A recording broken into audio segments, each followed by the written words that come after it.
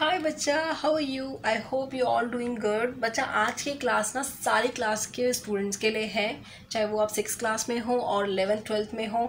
ये सारी क्लास के लिए हेल्पफुल है वीडियो। क्यों? क्योंकि जिन स्टूडेंट्स को ज्योमेट्री के क्वेश्चंस करने में बहुत डिफ़िकल्टी होती है वो इसीलिए होती है बेटा, क्योंकि आपको ना ये कुछ कंसेप्ट हैं जो आपको नहीं पता है ज्योमेट्री के लिए। तो सबसे पहले हम वही सीख लेते हैं, ठीक है? तो चलो स्टार्ट करते हैं। बट उससे पहले अगर आपने मेरी वीडियो को लाइक नहीं किया है तो प्लीज़ इसे लाइक कर दो। चलो हम स्टार्ट करते हैं। सो इंट्रोडक्शन क्लास है ये ज्योमेट्री का। ये सारे जो की पॉइंट्स मैं बताने वाली हूँ इस वीडियो में, वो बहुत ही यूज़फुल है आपके ज्योमेट्री के सारे चैप्टर्स करने के लिए। तो चलो स्टार्ट करते हैं। द नंबर 1 पॉइंट है पॉइंट। पॉइंट मतलब क्या होता है? A dot. ये तो बहुत सिंपल है। A line is completely known if we are given any two distinct points, which means हमारे पास कोई दो डिस्टिंक्ट पॉइंट्स होते हैं और दूसरी इसमें लिखा है अ लाइन और a straight line extend indefinitely in both the direction. दोनों ही डायरेक्शंस के लिए क्या हो सकते हैं? वो एक्सटेंड किए जा सकते हैं। This is called line. Okay, now third is line segment. What is line segment? A part of line with two end points is called a line segment. ऐसे कोई दो पॉइंट जो end point हो, मतलब इसके आगे हम extend नहीं कर सकते, this is called line segment. line और line segment में difference पता चल गया? लाइन सेगमेंट क्या होता है बच्चा? जिसमें हम आगे भी एक्सटेंड कर सकते हैं। और लाइन सेगमेंट क्या होते हैं? It has two end points जो हम आगे जाके एक्सटेंड नहीं कर सकते। Okay, now next is ray. What is ray? A part of line which one end point is called a ray. ऐसे लाइन जिसके पास वन एंड पॉइंट हो, सेकेंड पॉइंट जो है हम उसे एक्सटेंड कर सकते हैं, बट वन एक ही इसमें ऐसा पॉइंट होगा जो क्या होगा? एंड पॉइंट होगा, उसे हम एक्सटेंड नहीं कर सकते। तो दिस इज कॉल्ड रे। Next is collinear points. Collinear क्या होता है बच्चा? इफ 3 और more points lie on the same line, अगर एक ही लाइन पर 3 पॉइंट्स या उससे ज़्यादा पॉइंट्स लाई करते हैं and same on the same line, they are called collinear, otherwise they are called non collinear points. अगर आपको क्या बोला है कि इफ़ 3 और more points lie on the same line, same ही लाइन पर सेम ही पोर्शन में क्या कर रहे हैं? वो लाई कर रहे हैं, तो this is called collinear points. Okay, now हम बात करेंगे एंगल्स की, क्योंकि एंगल्स बहुत ही इंपॉर्टेंट होते हैं इस चैप्टर के लिए। हमें पता ही नहीं चल पाता ज्योमेट्री के क्वेश्चंस में कि कौन सा एंगल किसके इक्वल है और कैसे हुआ इक्वल। तो सबसे पहले हम एंगल सीख लेते हैं कि एंगल्स क्या होते हैं। ये सारे एंगल्स आपने 6th क्लास से और इवन उससे पहले भी आपने पढ़े होंगे, तो कोई बात नहीं, एक और बार रिवाइज कर लेते हैं। तो सबसे पहला है acute angle. What is an acute angle? An acute angle measure between 0 degree and 90 degree, which means 0 degree से 90 डिग्री के बीच के जितने भी एंगल्स होते हैं, that is called acute angle. मैं दोबारा रिपीट कर रही हूँ बच्चा, इन दोनों के बीच के, मतलब 0 डिग्री भी नहीं होना चाहिए और 90 डिग्री भी नहीं होना चाहिए, इनके बीच के जितने भी एंगल्स हैं, that is called acute angles. So means 89 angle last होगा इसका। 90 को हम एक्यूट एंगल नहीं कहेंगे। क्यों? क्योंकि वो नेक्स्ट होता है राइट एंगल होता है। तो राइट एंगल कौन सा एंगल होता है? A right angle is exactly equal to 90 degree. So 90 degree वाले एंगल को हम क्या कहते हैं? राइट एंगल कहते हैं।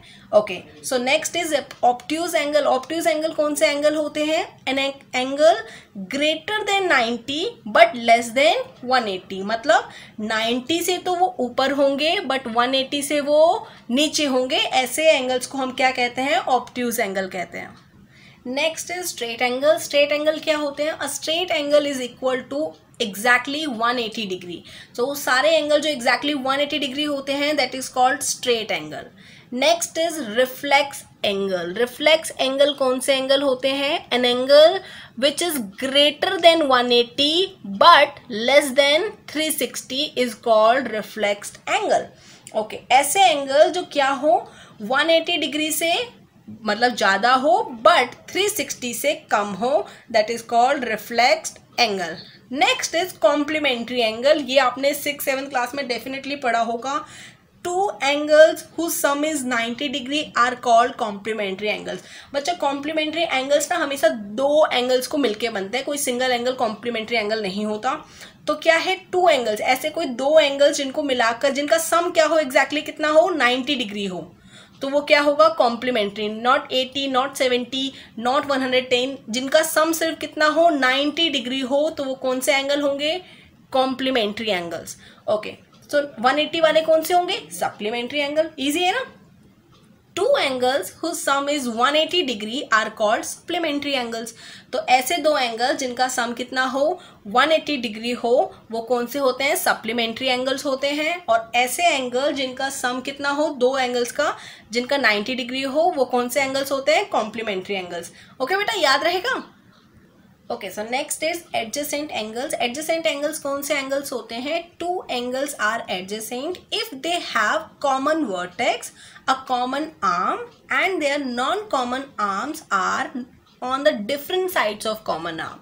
मतलब कि ऐसे एंगल जो क्या हो, सेम वर्टेक्स पे हो, वर्टेक्स मतलब लाइन, और कॉमन आर्म जिनकी एक सेम वर्टेक्स हो, एक कॉमन आर्म हो, उनके उसमें अगर ये एंगल्स हो रहे हैं तो ये कौन से एंगल्स होते हैं, एडजेसेंट एंगल्स होते हैं। Next is linear pair. Linear pair is two angles form a linear pair if their non-common arms form a line.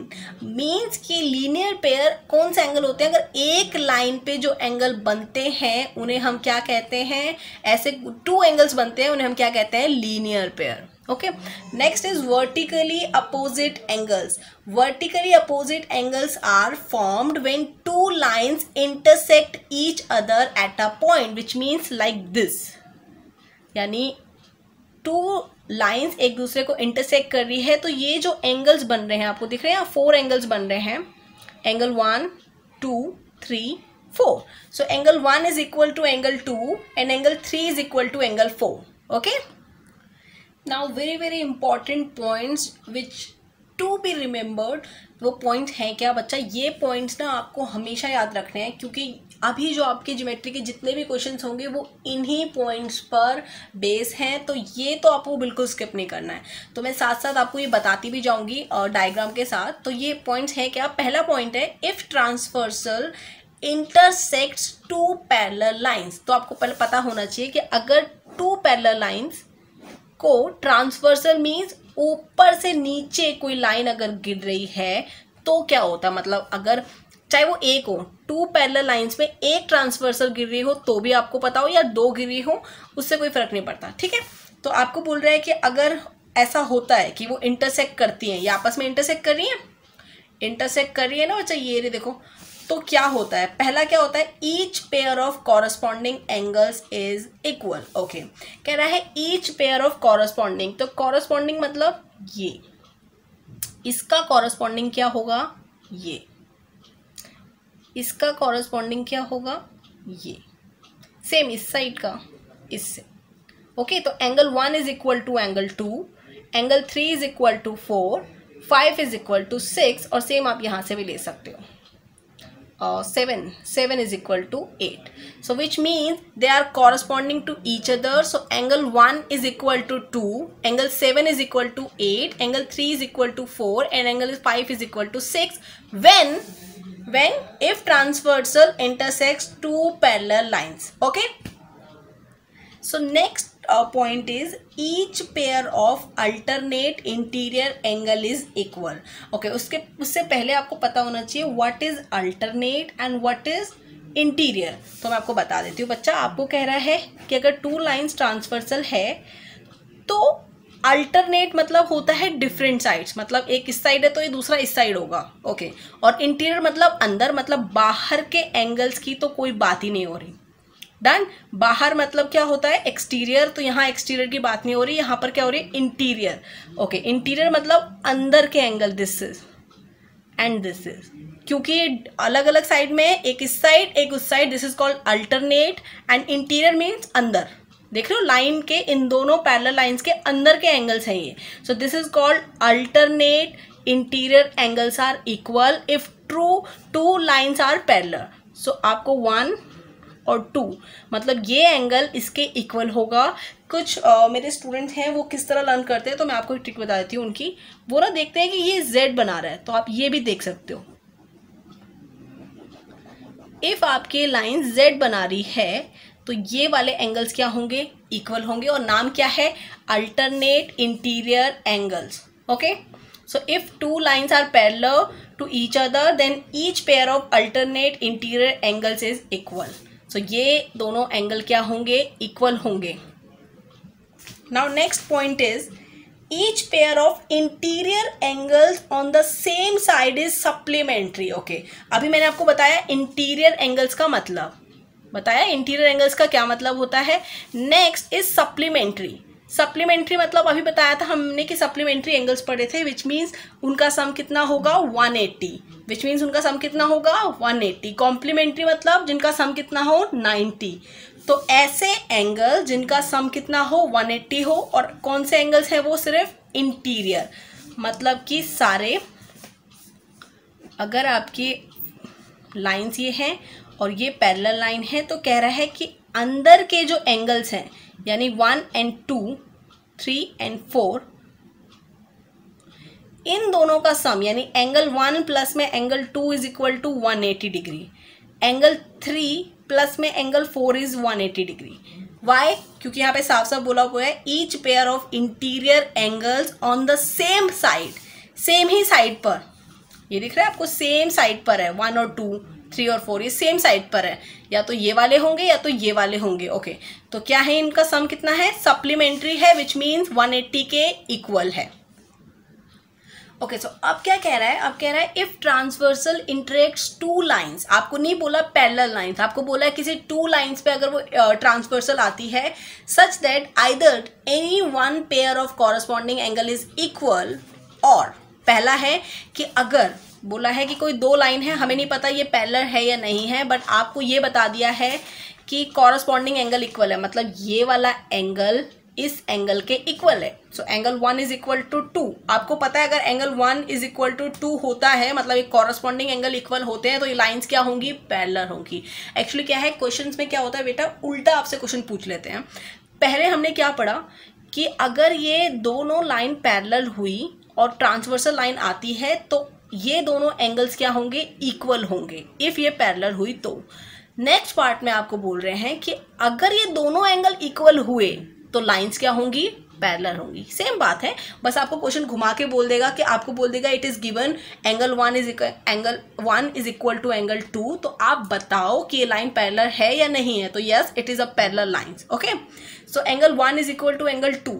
Now ये पहला पॉइंट है, और बोल रहा है या तो कॉरस्पॉन्डिंग एंगल इक्वल होंगे और any one pair of alternate interior angle is equal. Same बात, या तो कोई अल्टरनेट इंटीरियर एंगल इक्वल होंगे, यानी 3, 4, angle 3 is equal to 4 given है तो भी ये लाइन क्या होगी, पैरेलल होगी। Next, any one pair of interior angles on the same side is transversal is supplementary then lines are parallel. कह रहा है इनमें से कुछ भी दिया है, अगर ये दोनों एंगल 2 प्लस में एंगल 3 का सम 180 भी अगर दिया है, हमें बोला है कि एंगल 2 प्लस में एंगल 3 इज इक्वल टू 180 है, इनका सम सप्लीमेंट्री है, तो भी हम ये प्रूव कर सकते हैं कि ये लाइंस क्या हैं, पैरेलल है, then lines are parallel. Okay, now third point is if the sum of three angle of the triangle is 180 degree, ये आपको पता होगा कि ट्राइंगल के तीनों एंगल्स का सम कितना होता है, 180 डिग्री होता है। Next is if a side of a triangle is produce then exterior angle so formed is equal to the sum of the two interior opposite angles. क्या मतलब है मैम, इतनी तो हमें इंग्लिश आती नहीं है। देखो क्या कह रहा है, कह रहा है कि अगर कोई ट्राइंगल आपके पास गिवन है और उस एक साइड को अगर एक्सटेंड कर दिया गया है, ओके, ये एक्सटेंड कर दिया हो गया, आपको ये फिगर अपने एग्जाम के किसी भी क्वेश्चन में देखी होगी आपकी बुक में, तो एक ट्राइंगल है और इस लाइन को क्या है, इस साइड को एक्सटेंड कर दिया गया है, तो यहाँ पर एक एंगल क्या हो रहा है, प्रोड्यूस हो रहा है। ओके, तो कह रहा है ये जो एक्सटीरियर एंगल है वो अंदर के 2 एंगल्स का सम होता है। मतलब अगर ये 30 डिग्री है और ये 50 डिग्री है तो ये कितना होगा, बाहर का एंगल कितना होगा 80 डिग्री होगा। क्यों? क्योंकि इन दोनों का क्या होता है, सम होता है। यही बात बोल रहा है, if a side of a triangle is produce, बढ़ा दी जाए, then exterior angle so formed, यहाँ जो एक्सटीरियर एंगल फॉर्म्ड होता है is equal to the sum of the two interior opposite angles. किसके एंगल? अपोजिट एंगल्स के सम का इक्वल होता है। मतलब ये 50-30 को प्लस कर देंगे तो हमारा बाहर का एंगल क्या हो जाएगा, निकल जाएगा।